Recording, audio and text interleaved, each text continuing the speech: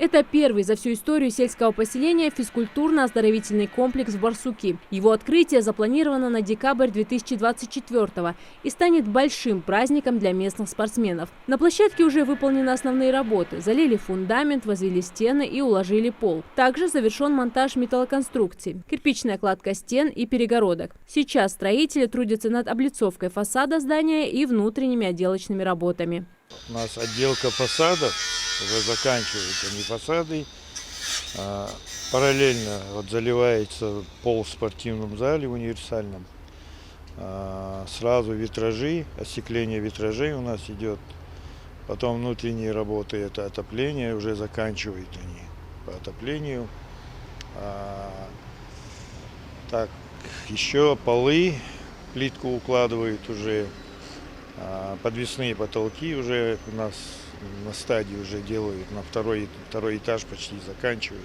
Работы начались в марте прошлого года. В учреждении будут площадки для занятий борьбой, дзюдо и боксом, а также оснащенный современный тренажерный зал. Типовые модели ФОКа уже возведены в Яндере и в Верхних Ачаулках. Но цветовая гамма фасада будет отличаться. Здесь заказчик Минстрой остановился на оранжевом. Здесь универсальный спортивный зал. 42 на 27 метров. Но большой, огромный зал. Вот эта часть административная. Здесь 3 этажа. Первый, второй этаж – это административное помещение.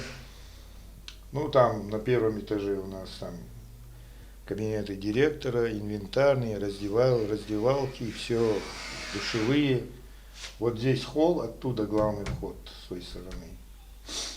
Потом на втором этаже вот здесь огромный тренажерный зал. Ну, по коридору справа тренажерный зал.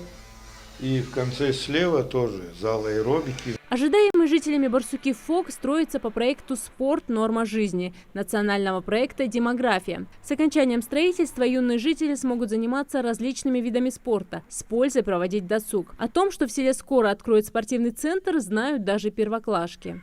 Я очень жду, тогда построят ФОК, и я хочу стать борцом. А ты? Я хочу стать дзюдоистом, как Хасан Мурзаев.